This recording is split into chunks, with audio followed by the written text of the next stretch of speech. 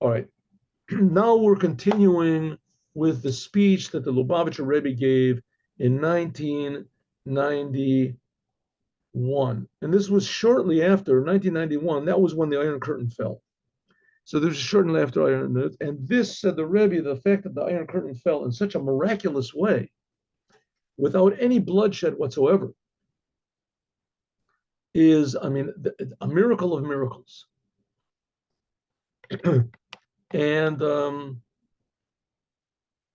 I mean, the Russian Revolution, in order to institute communism in Russia, there were, I don't know, something like 5 million people killed. There was all these people that were killed just in the revolution itself up until 1917. And then from 1917, after they deposed the Tsar, they fought against the Tsarist. Then all of a sudden, within the Communist Party, there were all these factions.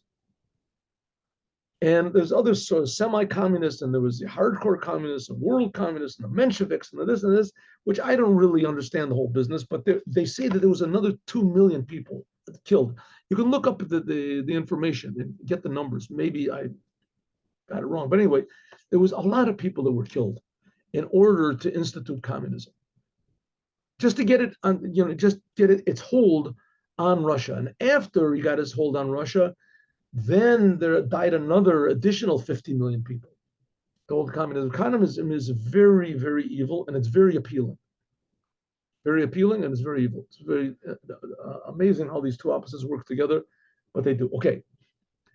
So the previous Lubavitcher Rebbe, he stood against the communist regime, and he was sentenced to death, and miraculously, the death sentence was rescinded. That happened on Gimel Tammuz, the third day of Tammuz, which that's going to be this Thursday.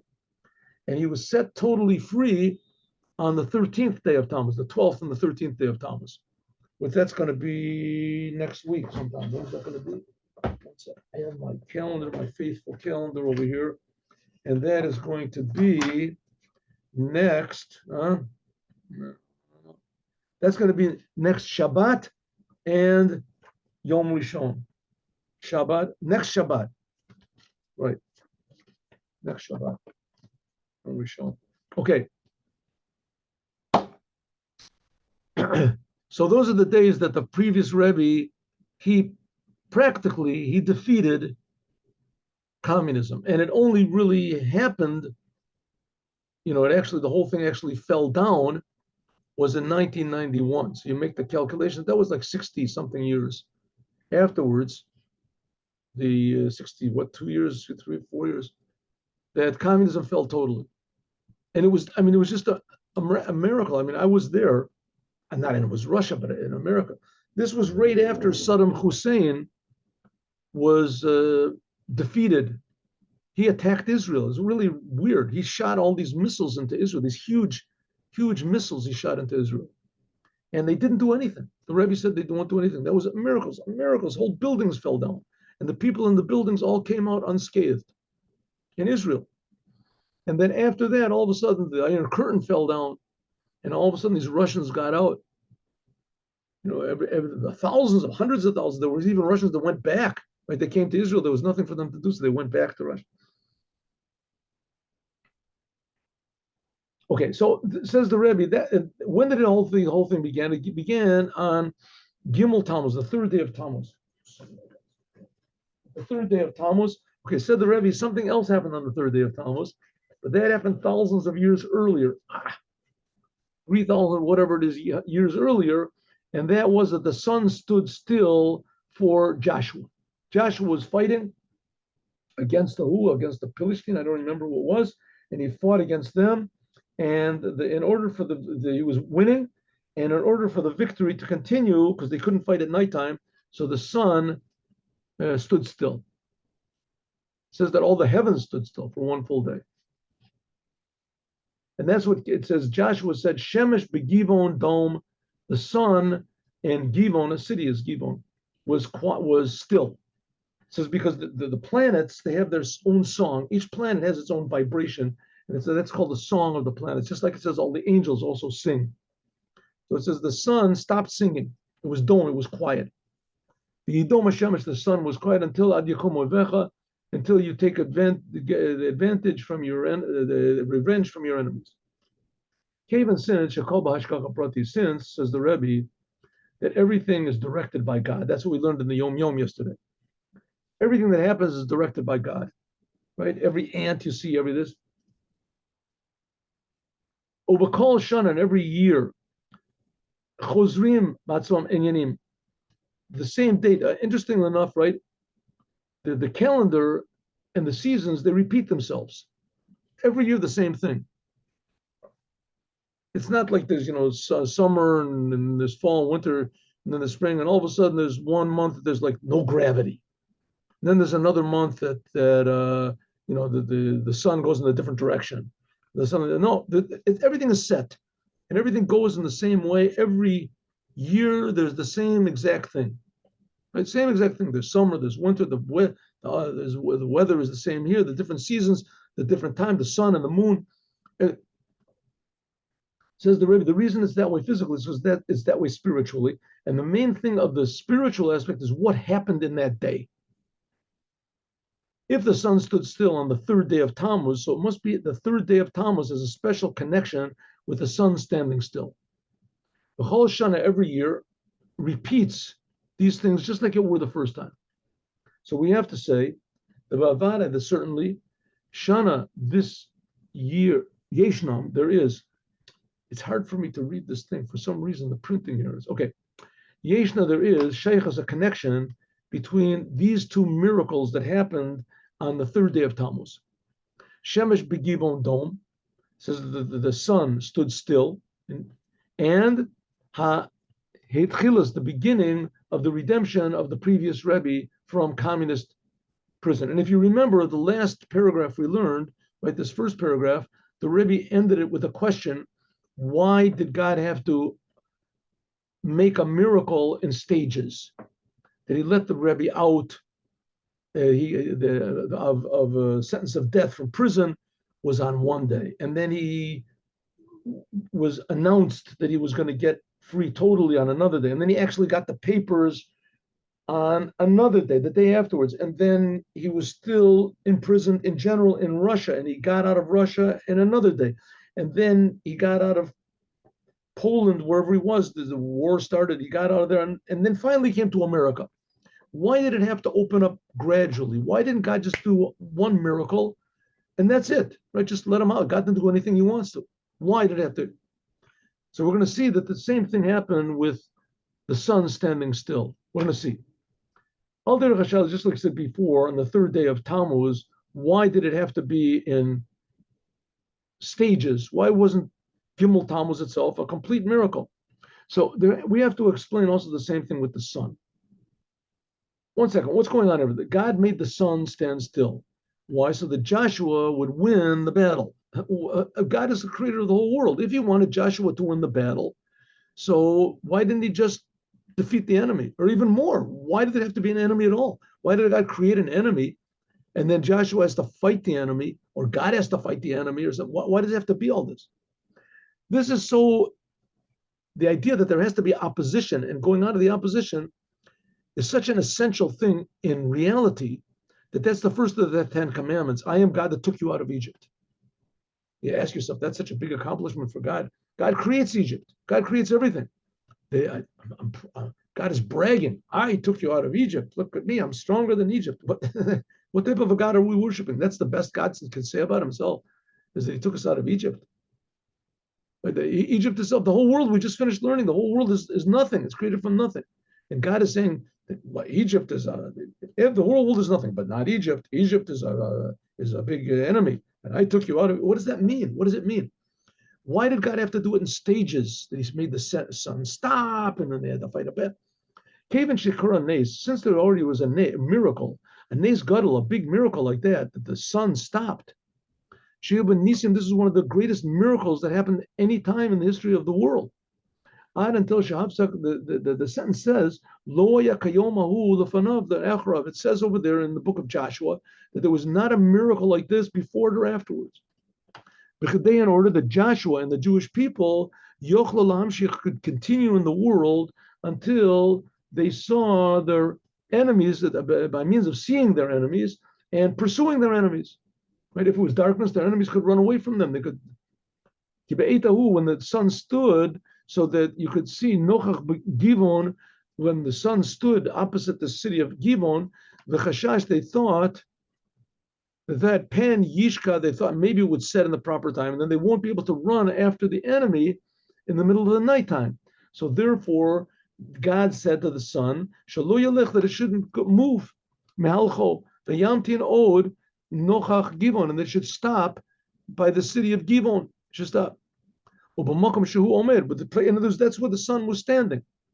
Hare, behold, Anes, the miracle. Why did God make such a weird miracle like that in little stages? It could have been Kavar Lios Nes Shlemos. Why not make a complete miracle?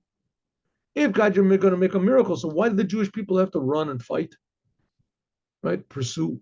Instead of stopping the sun, in order that the Jewish people should make a battle in the daytime, it should have been the miracle, should have been that Joshua, he could have requested from God. Why did the sun stand still? Because Joshua requested from God that it should stand still. It should have been, why did they have to, the war didn't have to schlep out the whole night. Let's make another miracle. Okay, God wants us to do something. So we should have won the battle in the 1 hour while it was still daytime. Such a big problem for God. Below, then they wouldn't have to have that the sun should stand still, or in a way that in the nighttime they could have stood. They could have fought. How could they fight in the nighttime? It was dark. What do you mean it was dark? The Jews, 40 years earlier, it says that there was the plague of darkness on Egypt, and the Jews could see. The Kol Yisrael, it says it was dark for the Egyptians, but the Jews were able to see. That would have been a better miracle, huh? That all of their enemy would have been enveloped in darkness, and the Jews would have had like night glasses, right? And they could all see, and then they could kill but they wouldn't. They would have been able to see without night glasses. That would have been the miracle. Like it says afterwards, Hashem shalach aleim avanim gedolim min hashamayim. It says that God, he sent that Joshua fought against them, and that God helped. He threw big stones, big rocks from heaven, boulders from heaven to kill them. So we see that God was doing it anyway, helping them. So why not just, defeat them immediately? Why did God have to make the sun stand still? Right? It doesn't seem to make any sense. And it was a big miracle that God did. It seems to be a big miracle that was totally not necessary. But God, also the whole miracle that the sun stood still, we have to understand how exactly was this miracle? Was the miracle regarding just that the sun stood still? But the prat, shenogea lamiloi techlisanes, namely that the sun kept shining, Ulazen nidrash rak gilgal, only that the sun should stop, and that it should stop in its path, right? And then when the morning came, so the sun would race around and would get back in its proper place. Similar, it says also that the moon stood still. It says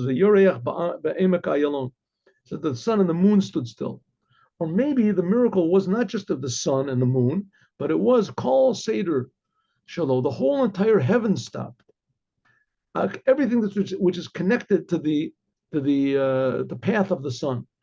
If you notice over here, it seemed to indicate that the earth stands still and that the sun moves around the earth. Which a lot of people, the Rebbe answered, a lot of people answered the Rebbe. The Maimonides says the same thing, that it's the sun that's moving and that the earth stands still. So you can say, oh, come on, I mean, that's obviously not true. We make all the calculations. So the Rebbe said, listen, the fact is that the Jewish people, this idea that the earth goes around the sun, this is a relatively new idea. It started with, who was it? Was it Copernicus or somebody? Copernicus, he came along and he said that the earth goes around the sun. So he started. But before that, all of the Jewish scholars, one was Copernicus, I don't know. I mean, listen, you see that I don't know. Let's say Copernicus was 800 years ago, right? I don't think it was that much long ago. It wasn't that long ago. But let's say Copernicus was 800 years ago. So in other words, before that, for like 2,000, whatever is 500 years, the Jewish people made their calculations about when there was going to be a new moon and this, according to the idea, the supposition, the axiom that the sun moves and that the earth stands still. And all of their calculations were exactly right for 2,000, whatever is 500 years before, what's his name came along.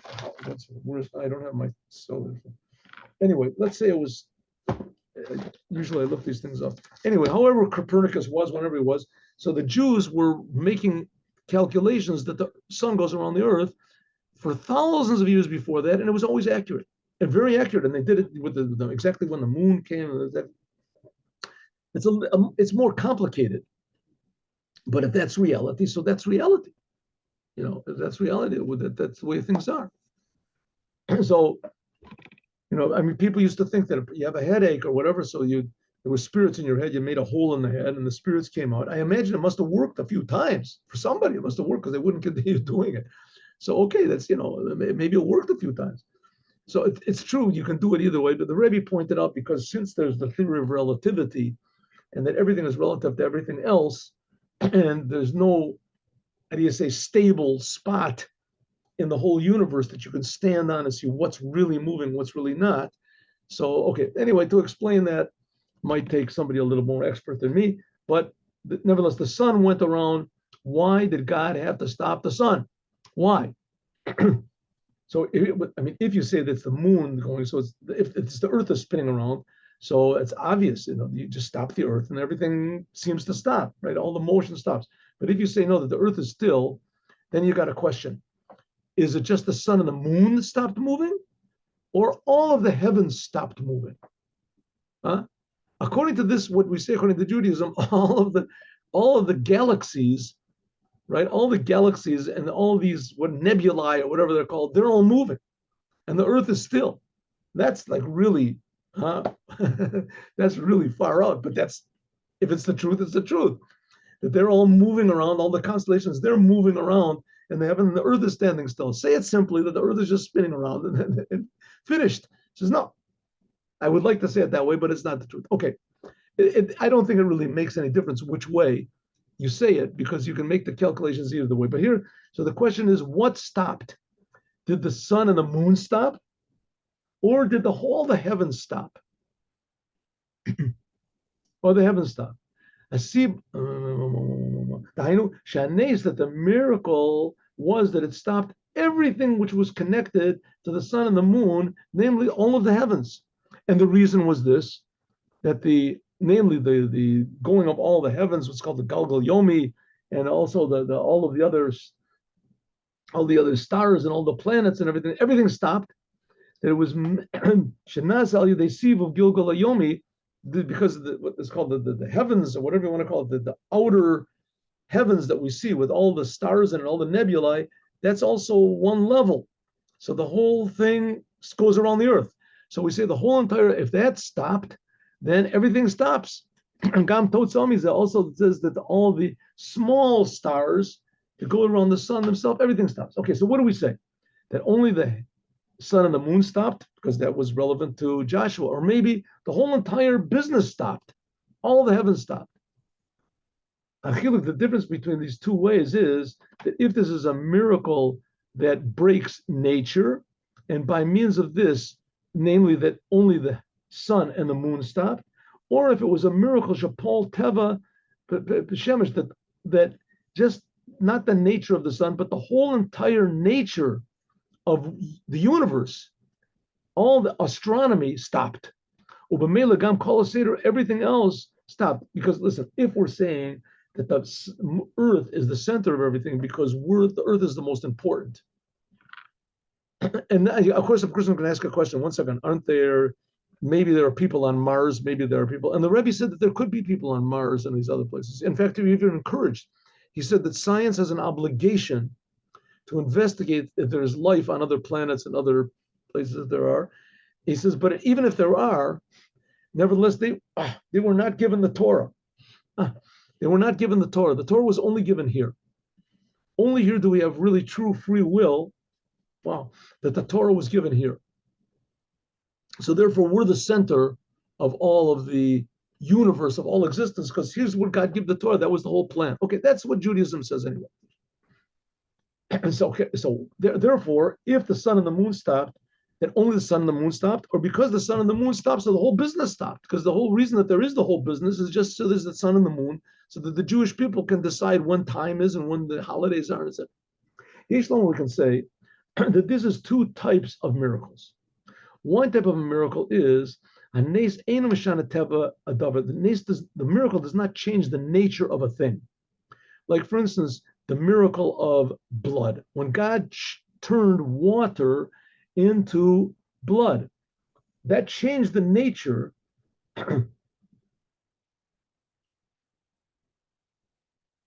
That changed the nature only temporary of water. The water didn't permanently change into blood. It just temporarily changed into blood.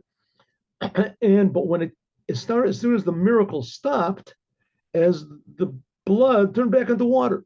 In other words, God had to sort of force the thing all the time. He didn't change the essence nature of all water of Egypt turned into be blood. It just made a miracle that God had to keep pouring in that miracle every moment. Because when God, the miracle stopped, as the nature of the water went back to be water. Done. The same thing with us. When the sun stopped, so there was only a miracle regarding the sun. And afterwards, the sun went back to its normal path. Or maybe we can say, no. That the miracle is that it changed all of nature. And it changed the nature of the whole world. Like the miracle of, like Moses, it says that his hand turned into leprosy. After that miracle that God made, remember when Moses showed the sign to the Jewish people, so he said, put your hand in, it'll turn into to leprosy. So the hand turned into leprosy. It was permanent that way. And in order to turn it back, there had to be another miracle. You had to have another miracle in order to turn it back. Okay, so what's going on? It's almost asking a question. When God created the world, is nature set?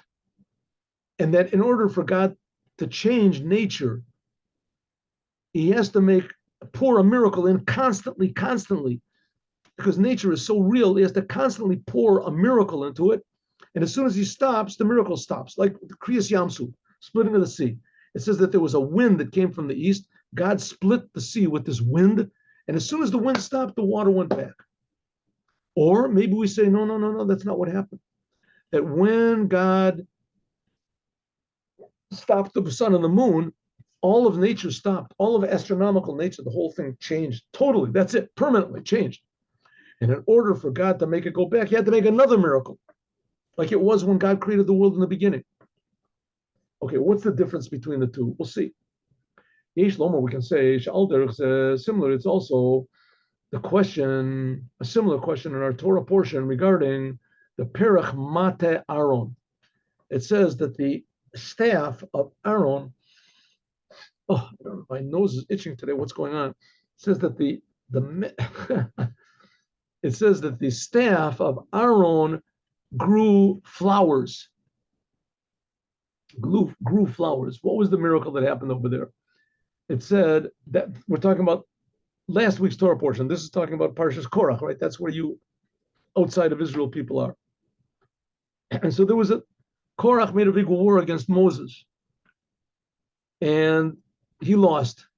He got swallowed up into the ground with all of his family. And then there was 250 people that they wanted to become Kohen Gadol, and Moses said, take fire pans, offer up incense, and a fire came down to devour them.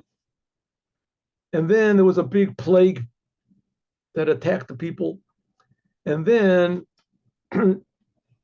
Moses said, okay, I still see that all these miracles and these tragedies have not really convinced you. So everybody we'll pick one person from each tribe.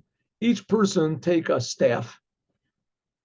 The leader of each tribe will take a staff, and you write your name on the staff, and we'll put it into the tabernacle. And in the morning, we'll see which staff grows flowers and almonds. And that staff is the one that's the tribe that God picked. So they did that, and Aaron also wrote his name on his staff, and they put it into the tabernacle, and it came out in the morning that Aaron's staff grew almonds on it and fruits miraculously overnight, and theirs grew nothing. So it says that there were 12 staffs, and Aaron was also one of them.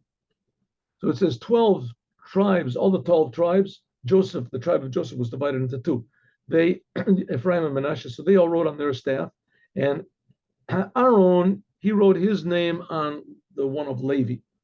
And it says, Moshe said, the one that God chooses, his staff will grow up, will flower, will blossom. And that's what it was. He put all of these staffs into the tabernacle and the Oel Edut. The next day, Moshe came to the tabernacle and he took out the staffs, and behold, Aaron's staff grew. It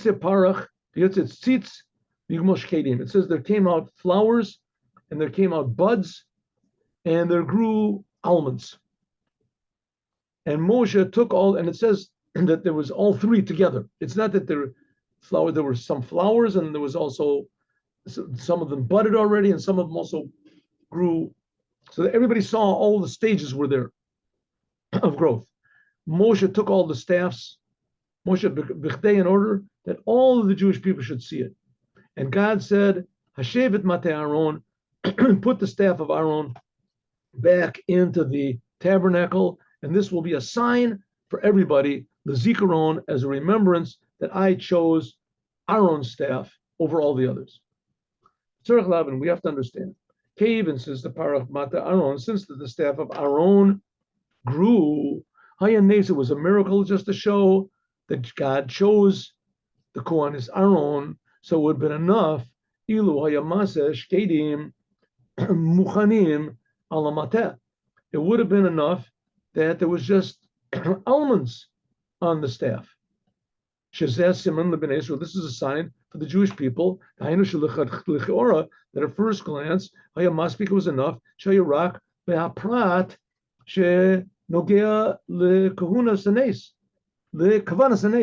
would have been enough that just the intention for the miracle, that everyone would see that the other staffs didn't grow anything, and that Aaron's grew almonds. Why did it have to be that the almonds had to be, everyone saw that there were flowers, and the flowers grew up, and then they started to bud, the fruit came out. But at Kol Zera Moshe showed the whole process to the Jewish people, and even more. Lishmeres, that it had to be there permanently. Nishar Lorak Mata, what was permanently the staff of Aaron? Not just the staff, but also with all the flowers and all the buds and all of this, which Nignas Aaron, it says that when Moses, when he hid away the ark, as the staff was also of Aaron was also there, and the staff had on it these flowers and these almonds. So what's the whole point? And also, what do we care? I mean, what do we care what happened back then with Moses and Aaron and this? Okay, I mean, one thing we can say is what we care is we see that God cares. God actually does things in the world, and these little details that seem to be totally, meaningless. Good, it happened to Aaron. What has it got to do with me? First of all, we see that God does these little miracles that seem to be meaningless to everybody else, but to me or to one person, it could be so God cares about details. That's one lesson. That's one lesson we can learn, that God is actively, individually, personally active in the world in every detail that there is. That's number one. Okay, but here's another thing. But okay, so he makes a miracle. Why did it have to remain? The miracle of Aaron had to remain, and also there had to be the staff with the almonds. The almonds. This is 3,000-year-old almonds. Who wants an almond that's 3,000 years old? Okay, so it says the whole purpose of the miracle was shehagam, that even though shemata mitzaratzmo, that this staff itself, it can't grow anything. Tzmichas peros. It's not in the ground. It has to draw from the ground. The staff is not going to grow almonds in this. To show that how does a staff grow flowers, and only if God makes it happen. And especially if the staff is removed from the ground, even if it's in the ground, that's a big miracle, right? That we have almonds and we have fruits in the fruit store. It's a tremendous miracle. These things grow from a tree. It's not understandable. It's really a miracle. It just happens all the time. So we take it for granted. But if the staff is removed from the ground, for sure, nothing's going to come out of it. It's a miracle from God. Nevertheless, Nifal Nes, this was done on the staff of Aaron, even though it's impossible that it can be. V'zayin nishar, and it remained not just a nes, a miracle, and a miracle which is above nature. Ela shezem kasherim teva amateh. It changed the nature of the staff. Lochen, therefore, haya ofen apricha b'seder TV. Therefore, it happened in a natural way. And it wasn't that just God made a miracle on the staff and He made plants grow. He made fruits grow on the stick. That's a miracle. He changed the nature of the stick. That the stick itself changed its nature, that it could actually grow flowers. He made the whole natural process happen, and a stick that was totally removed from the ground. He'd say perek, there was fruits came out from it, then there was the fruits turned into these little buds, and then fruit, and then there's afterwards the flowers. The flowers turned into buds, and then the buds turned into fruits. The yigmosh kedim, and there came in these fruits. And this is a proof to the Jewish people that God chose Aaron to be a Kohen. It wasn't in a way that it was just a temporary thing, that Aaron became a different person permanently, that the Kuhana was by him, ma'alato ativit, it became his nature. Shenisheret la'ad, by Aaron constantly. And really that's what it was with the Jewish people. The Jewish people are not just, it's not an additional thing to the Jewish people. The nature of the Jews changed. When God took them out of Egypt, He changed their nature totally, that they became a different type of human being, permanently. Just like the staff of Aaron, its nature changed permanently. It's also the same thing with the miracle of the sun in Givon standing still, and the miracle of Gimel Tammuz, that it didn't just change temporarily the world, but it changed permanently the world. The world became changed permanently. The whole entire creation on Gimel Tammuz, when the previous Rebbe got out of prison, and we'll explain that, God willing, more tomorrow. Which changing the world means changing our nature as well. We're part of the world, changing our nature. Everything changed. All of a sudden, redemption came into the world, a different world. Okay, we'll talk about this tomorrow. Now let's do the Yom Yom.